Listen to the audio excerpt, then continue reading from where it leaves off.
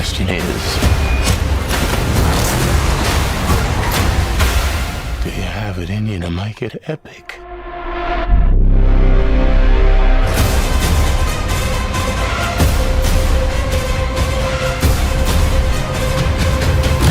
Do you think that given the state of the world, climate change is on our mind, the rise of tyranny perhaps is on our minds, there's political unrest everywhere that you look around the globe, it feels like.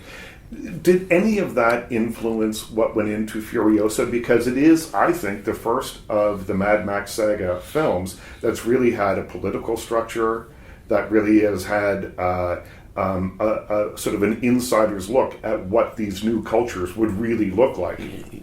Well, it's interesting you say that, because I think it's something, it's really, as I said, these films are allegorical. Mm-hmm. And and even though they're set in the past, even though they're set in the future, the behavior is of the past, back to the Dark Ages and whatever.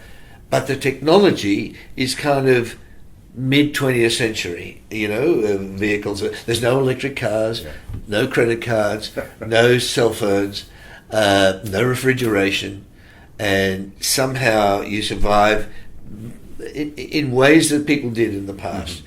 You basically, isolation is important, being on top of great citadels, particularly controlling the only currency that's worth anything, it's water. Water is way more valuable than stocks or any other gold or anything like that.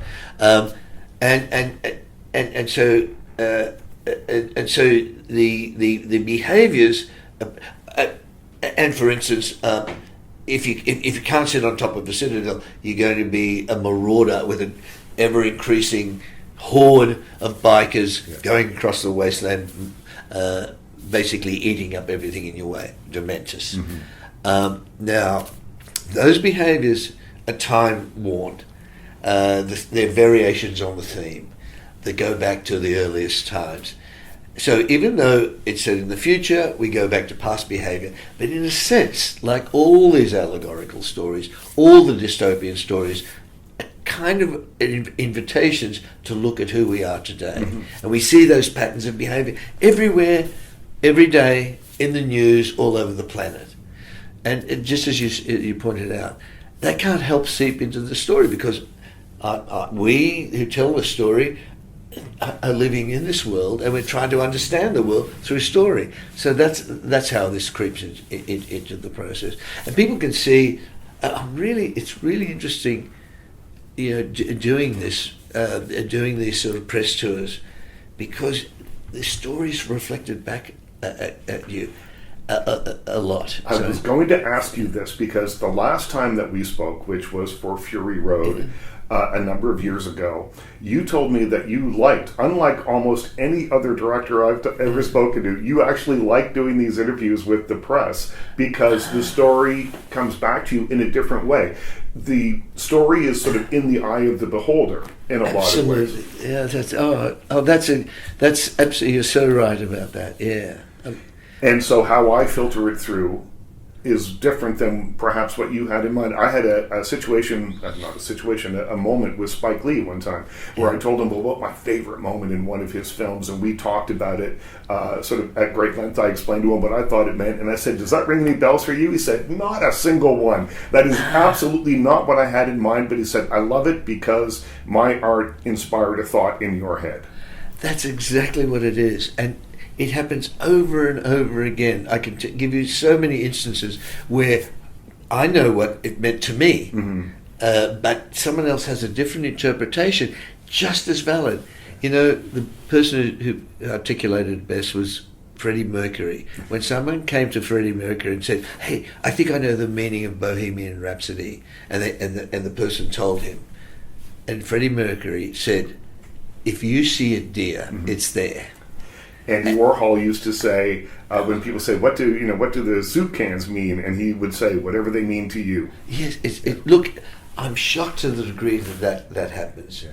People are quoting, there's lines from Dementors that kind of meant something to me and Nicola Thuris, with whom I wrote this.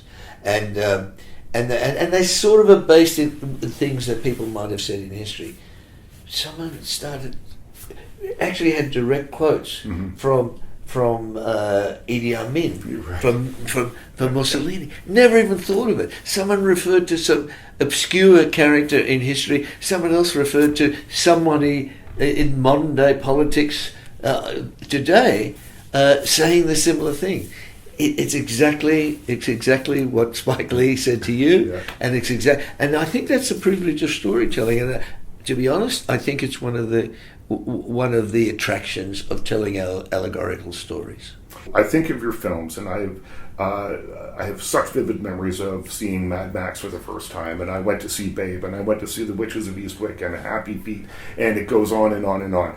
And those movies, to me, were your films. They had your name on them, and that's why I went to see them. But the films are very different. And then we get into Furiosa and Fury Road. So what is it, do you think, that is a George Miller film? I know what I think it is, but what is it to you? Well, I guess there are a lot of vectors into that. Story basically has primacy over everything else. Second thing, I would say, it's stories that find the right tools to tell the story.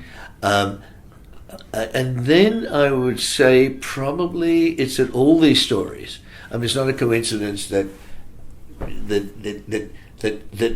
dancing penguins basically are in a wasteland, a desert. I mean, Antarctica is a desert. It doesn't rain there. And it's about us as humans. That in the same way that Furiosa is in there.